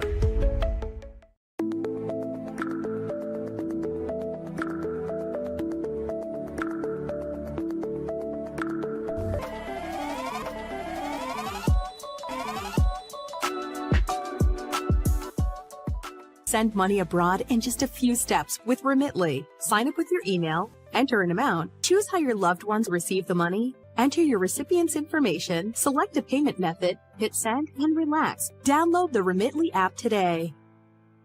Hi, I'm Mitch, the co-founder of Cake, a sexual health and wellness company designed for today and designed for you. Yes, you. The entire product line can be found at hellocake.com, and it's also available in every Walmart near you. It's the Mosley Show. And boy, there's some weirdness going on in the NFL right now. Kev, there's one thing we could put up from earlier, and then we'd have to delete it. Rashawn Gary earlier today put up a nice Instagram post and said, his time with the Packers had come to an end. He has since deleted it. Now, all things are still on the table, including a trade, a possible trade, maybe trying to sign him. Who knows? But the man announced his goodbyes, and it's not goodbye. So we've had to undo that announcement that Rashawn Gary is out, is going to be released with the Packers. Whoa. I mean, just really interesting stuff floating around. So that has happened. And then this is really interesting. Taylor Decker, who's been with the Detroit Lions forever, recently decided he was going to come back and play. He was a Pro Bowler in 2024. He'd appeared in 140 career games for the Lions since being selected as the 16th overall pick in the 2016 NFL draft. Same draft as Zeke, same draft as Dak. He toyed with the idea of retirement, but then when he missed the postseason while dealing with pain in his shoulder, but he decided to come back. He's been talking to the Lions for a couple of weeks now. He said, in the weeks since notifying the team of my return, there have been numerous discussions, many of which were a surprise to me. And we could not find a common ground. Therefore, I decided to request my release. Boy, I'm sure they would prefer him not saying that so they could maybe let in his agent or quietly explore trade possibilities. He's a big-time offensive tackle for a lot of years.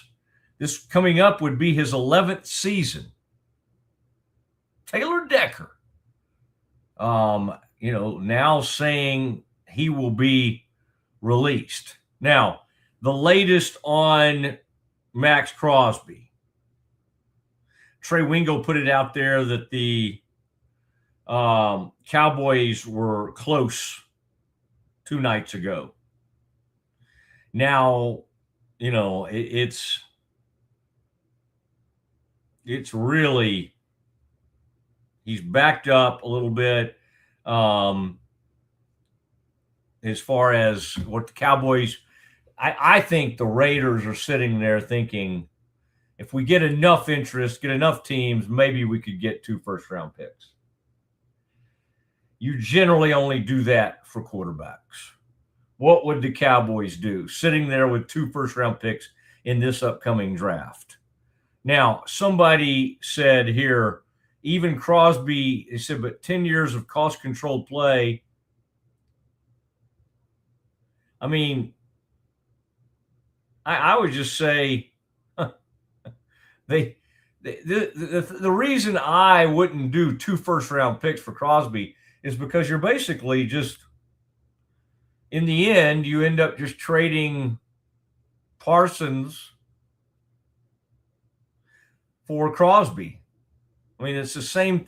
Think about all the times recently you've said we can get more players We get more help on the defense. More picks, more ammunition. They've already used some of it to go get Quinnen Williams. So you're going to turn around and basically, I mean, you just could have kept Micah. And then somebody made the point, well, Micah was napping on that trainer's table. Did he have the greatest attitude at the end? No. Is he still the best pass rusher in the game? I believe the answer is yes. And I still think Jerry let the agent and let the player and he let everything get under his skin. And did some of his teammates get sick of his drama? Absolutely. Even DeMarcus Lawrence came out and said it. Would I prefer Micah Parsons to Max Crosby? Yeah, probably so. Could you get Max for a little less expensive than Micah? Sure. A little bit, but not a huge amount. Let's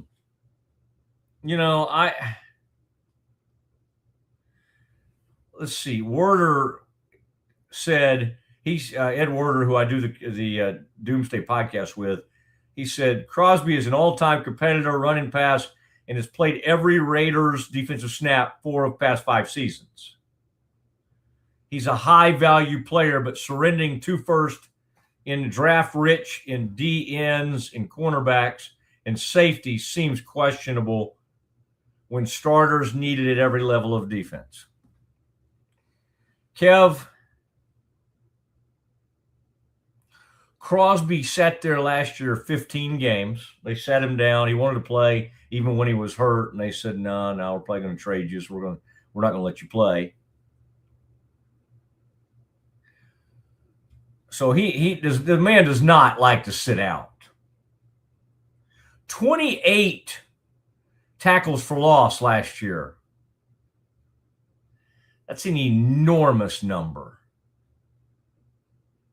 I mean, his sack totals were fine, but the tackles for loss was stunning, which reminds you that he plays the run. What do they talk about here? Well, Micah wasn't great against the run. Here's your guy.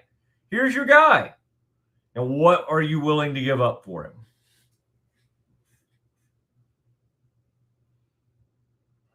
We shall see. Would you prefer him over Hendrickson? Yeah. Is Hendrickson still a great player? Yes. The going rate right now for a top-rated, unbelievable pass rusher is it's huge. It's huge money. And the Texans have 2 of them. Kev, Texans today did a 1-year extension with Daniil Hunter for $40 million. Whoa. I mean, it's fascinating that you would do a 1-year. That is crazy. 1 year, $40 million. Occasionally you'll see a 1 year for a pitcher or something in baseball for a monstrous number. I find this fascinating that the Texans are trying to do some of these deals, these 1 year deals for a ton of money. What you usually see is like 2 years, $8 million for like an aging player or something. This is an aging player who's going to go out there and get like a franchise tag type deal. But again, the difference is the franchise tag is what the organization can use as a placeholder. The organization decided this is the deal we want. Man, that's amazing to me that you would let a 31-year-old player take up $40 million on your roster, $40 million for 1 year. That's not That's not the NFL I've gotten to know over the years. Rams did a deal with the safety Cam Curl. Cam's doing a three-year, $36 million deal. They already did the deal where they traded for the Chiefs corner. They gave up the 29th pick. And I thought that was, seemed logical really on both their parts, that they get a really good cornerback. And in this safety, 3-year deal, $36 million deals. It's a good reminder, Kev, that a lot of these unbelievable, and I'm not saying he's the best safety around, but he's really good. But a lot of these players were taken in like the 7th round, or the 4th round, or the 5th. So again, you can end up getting really good players. This guy was a former, if I remember this right, former Commanders 7th round pick. Here he is, 4 or 5 years later, getting a 3-year, $36 million deal. Pretty dang good. Pretty amazing deal as the Rams try to get their secondary going here.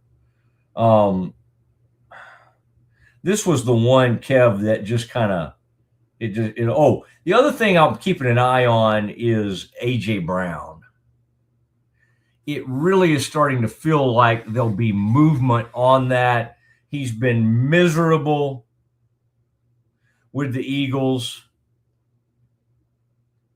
Several teams could use him, including the Patriots. That would be Drake May would love it. Now, this is a man, like a lot of wide receivers, he's not alone on this, but he stays kind of disgruntled. Not just kind of. He's not a man who is very happy much of the time. Dang. He's good. He's good. Now, in a huge game, playoff game, drop, ball's coming right off his hands. And maybe you go, Matt, he wasn't used to Jalen Hurts throwing him the ball. I don't know. If you're as big time as you say you are and think you are, and I think he's a great player, at the biggest moments, you're not out there just knocking down the ball. Didn't catch the football in some big moments this year. The one that kind of shocked me, Kev, was this Deshaun Watson. They did a restructure on that. And Kevin, I think you were blown away with this number. This was one of the greatest contracts, or the worst contract, however you look. For the agent, it's probably the greatest contract ever put together. I think it's Mulligetta. I think it's the same guy who did Micah's contract with the Packers.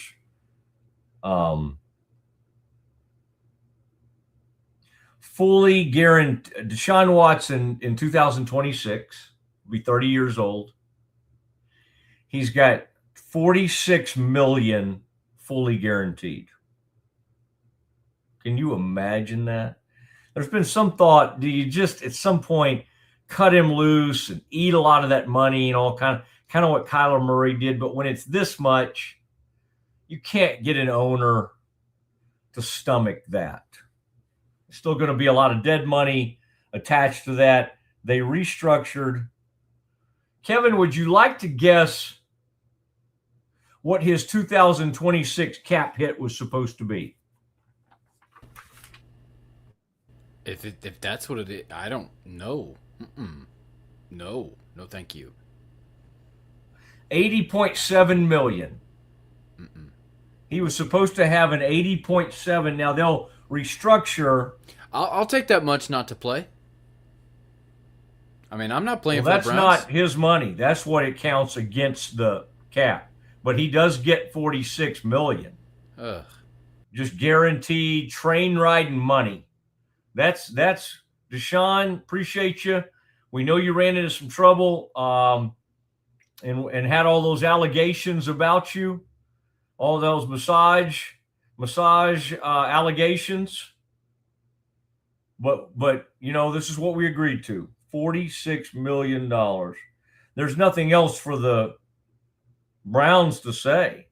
Their coach had to say, listen, this guy's been good at some point. He was really great at some point. So we got to see if he still has it. You're going to have Dylan Gabriel.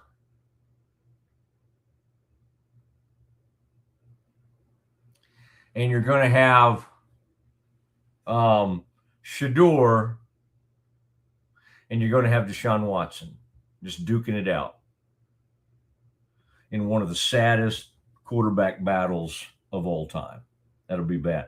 Chargers signed former Cowboys center Tyler Biadasz. He'd been with the Commanders. Pretty good player. Not a bad player. And then the Bills releasing Taron Johnson, the cornerback. And so you've got that going on. And then I mentioned the Daniil Hunter. Texans did another. What is their deal with all these one-year deals they're doing? Kev, they did another one-year deal with MJ Stewart. I believe that's another. Is MJ Stewart another defensive back? I believe he is. 1 year deal with, or no, wait. What's MJ? I think maybe so. So there you go. Lots going on across the NFL. And then the other one is. Do you see what else Houston did? Which one? He gone. Joe Mixon. Not a big shock since they picked up David. Yeah. But the Lions, they traded for David Montgomery. Right. They traded for him, but Joe Mixon, who, again, has put up some really good numbers in his career. He pretty much saved their season, not last year, but the year before, because C.J. Stroud really couldn't do a whole lot that year either. Let me ask Cowboys fans something, and Kevin, you stay on with me. Would you take him over Javonte Williams? Joe Mixon? I mean, Javonte Williams coming off a really good season. He's been good in the past. I mean, I think it's great to have him. I think Cowboys made a good move there. But, now that this guy's out there, there's some good backs. There's so many good backs in this free agent class. So many good ones. We went through it the other day on our Colts podcast, looking at what was out there. It's there are a lot of good people out there. I did see, while we're talking about it, the Saints did a new thing. They did a restructure with Kamara. Oh, yeah? Okay. Yeah, they did that. So, boy, I tell you, that Taylor Decker thing is interesting. Guy's had a, long, decorated career there. I think Dan Campbell loves him.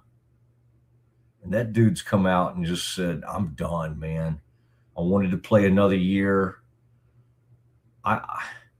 What happens to players like that, and it happens to a lot of players at the end, they're shocked that the NFL is so cold and calculating, and that all that time they gave and the injuries and everything and the 10 years with the team, that when it comes down to what can we do against the cap, what can we do to take care of this person, it just doesn't. I mean, even in the end, the Cowboys had to cut Troy Aikman. People say, well, Matt, he was injured and stuff like that. And yeah, that was true. In the end, he had too many concussions. He had this and that, but it was still, and it was extremely tough for him to sit up there and announce his retirement. But what led to it was the Cowboys cutting him. It's rarely gets to be a player's decision to do that. I did want to. There's something from Jerry the other day. My gosh, Kevin, we've got so much NFL news coming. What I don't want to do is miss anything right as we're having to say goodbye today. And that's by what the I'm way, here for. I'm on it. Thank you, buddy. That's why I wanted to make sure we didn't miss the mixing thing. We got to check each other. It's not nothing. I do like getting that Joe Mixon thing on there.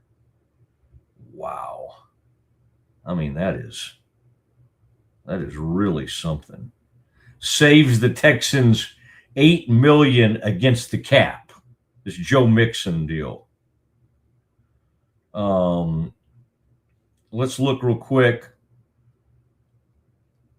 Wow. I love the insiders because what they do. Okay. I was just looking at an old tweet from Rappaport. Commanders are bringing back former first-round wide receiver. I didn't see this one until now, Kev. Treylon Burks, who impressed in limited time last season. Former Titans pick gets a one-year deal worth a max of $4 million. Now, that's a good prove it or lose it type deal. Hey, let's take a peek. Let's see. I mean, he's pretty good. Kind of like what he did late last season. Let's have a peek. Now, the one that's the most interesting today, Kev, is this Rashawn Gary, good player from the Packers. How old did I say he was? Like 28? He's not that old. Says goodbye, and then he deletes the message, and now it's being reported that it's either a trade or they could try to hold on to him. Rashawn Gary, not the done deal that it was sort of being reported. And it's not anybody screwed up the reporting. The player put it out there. Wow. I mean, this is a strange thing. The other thing, Kevin, did you see what Lamar Jackson put out there? That would be a good one, Kevin, to put up on the screen because this one was weird. I think everybody knows that Lamar's they're gonna have to get another deal. It seemed like they just did one with him, right? He put out something a little bit earlier today, and it's Denzel, I think from the movie Training Day, saying boom. Boom. Boom. Mm-hmm. It's got to mean something. What does this mean? That's the question. Somebody's saying. I heard somebody earlier today. Yeah. I heard somebody earlier today say that they need to put themselves in the Max Crosby conversation. Oh yeah. Yeah, I've heard Crosby. Yeah. Sometimes I have to stop and go. It's hard for me to think of the Steelers and Ravens without their longtime coaches. Every once in a while, I'm just kind of like, wait, who went to the Ravens? Who'd they hire? We know, that the Steelers, McCarthy, but it's just so weird. And the fact that John Harbaugh is now the head coach of the New York Giants. The whole thing is just very, very strange. So we got all this stuff happening. And of course, right after we get off, something huge will break. But I'm just making sure that nothing else. By the way, the landing, thank you. Thank you, Brazos Landing, for what you do. Love you, and love that Bang Bang Shrimp, and we like it being our landing spot. We love Schmaltz's too. And Schmaltz, the greatest sandwich shop in all of Central Texas. And Kev, even though it's Friday, I think it's Friday, if you can confirm that for me, let's do Trivia Thursday. And I was thinking this Decker thing made me think of something. And this is a tricky trivia question, but I think some of you will get it. I think some of you will get it, especially our Cowboys fans. And by the way, Scotty, I have anybody who has earned, I'm going to get you all your sandwiches. Don't worry. If you have an answer on this, and by the way, if you've won it before, I'm opening it back up because that's fine. I don't mind giving you like 3 or 4 sandwiches. But if you want to get this right, go ahead and at me, at Matt Mosley, or use our YouTube. And Kevin will be looking for that. This Decker guy, Taylor Decker for the Lions, is not coming back. He's asked for his release. I don't know if they'll release him, but he's asked for his release. The Cowboys had this right tackle who started for them. And I'm making this very easy. All right. I'll say it's in the past 15, 20 years. All right. I'll just make that easy. It's in the past 20 years this happened. And he had to take a pay cut to stay on as a starter for the Dallas Cowboys. This right tackle had to take a pay cut to stay on as a starter for the Dallas Cowboys. He was very tall. I'll even help you. He was extremely tall. All right, this happened within the past 20 years. Give me his name, and we'll hook you up with 2 free Schmaltz's sandwiches with all that unbelievable meat and the bread and the cheese and just the unreal stuff that comes on a Schmaltz's sandwich. Oh, it's so good. It's so good. And again, you can do it at Matt Mosley, MattMosley. All right, Kevin, good stuff today. Thank you, Brazos Landing. Thank you, Claude and Becky, Lindsay. We appreciate you guys. They were with me for years on radio, John Morris as well, and they've come right over to our now YouTube shows, which have just grown and grown and grown.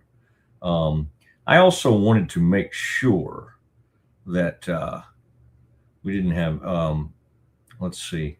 One thing I have not been looking at today, Kev, is any breaking. I wanted to make sure we didn't have any breaking Baylor news. Well, this is exciting, Kev. I think my daughter has made it home for spring break, which I'm very excited about. I think I hear her outside my studio, so that's very exciting. Okay. Nothing new. Kevin, any breaking news from you before we say goodbye for the day? Nope. Let's go. Enjoy the weekend. Have a great time at Baylor baseball. Are you doing all 3 games? All 3 and Tuesday as well. Wow. Yeah. Wow. All right. And now this is different. You used to do. Did you do PA some for softball? I have not done softball. I did. I've done both men's and women's tennis, and I did some high school football. And but you feel good about the baseball? Do you feel good about the cadence of like when they, when to say when they're coming up and all that? Okay, good. Yep. Okay. Any last minute pointers? You just call me. All right. Yes, we'll do. But just try to be like Chuck from the Rangers, Chuck Morgan. He's been doing it for 30 or 40 years, and he it's good. And it's just like Pudge Rodriguez, Juan Gonzalez. Like that's kind of, he's got a good country. He was a Nashville disc jockey back in the day. All right, Kev, good stuff from you today. Appreciate it. Everybody have a tremendous weekend, and we look forward to talking to you on Monday. Hopefully by then, the Bears will have, oh my gosh, is this happening? We'll have like a week from Sunday. We'll be doing the brackets. The women will know if they won the Big 12 championship or not. This is very, very exciting, at least the tournament. Everybody have a great weekend, and we will see you Monday at 1 o'clock. Central National Bank, this is Nikki. How may I help you? Yes, can you please transfer me to the loan department? You want to transfer? Yes, please. I'm sorry, you can't transfer right now. What? Have a good day. Yes, how may I help you? Hi, I would like to transfer money from my C&B account to another bank. Absolutely not. No. Have a great day. Wait, hold. I'm on your website and I'm trying to find the link for your payment portal. The portal is currently unavailable. Have a great day. We've received a few complaints. Correct. We no longer allow any outgoing transfers, only incoming. But the good news is, no money is leaving the bank. Like, none.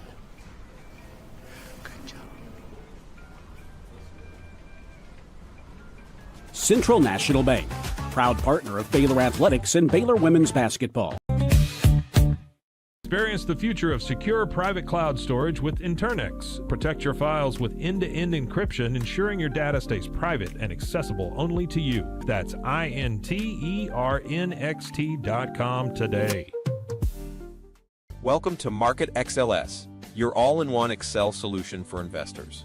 Designed as an enterprise-grade platform, Market XLS caters to investment managers, secure and efficient investment management and research. Book your free demo.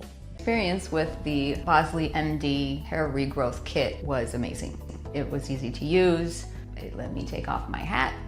I could go in public and have my picture taken and feel normal again.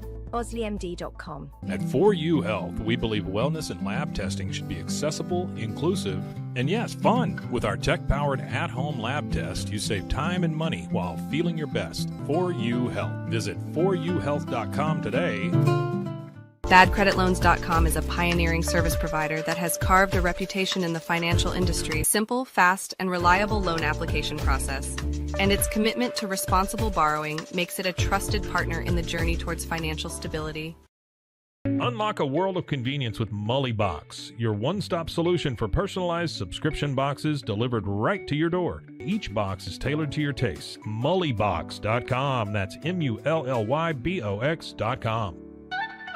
With a focus on performance, design, and customer service, we're here to help you work smarter, not harder. Join us on our journey to simplify your world. Visit acasis.com today. That's ACASIS.com today.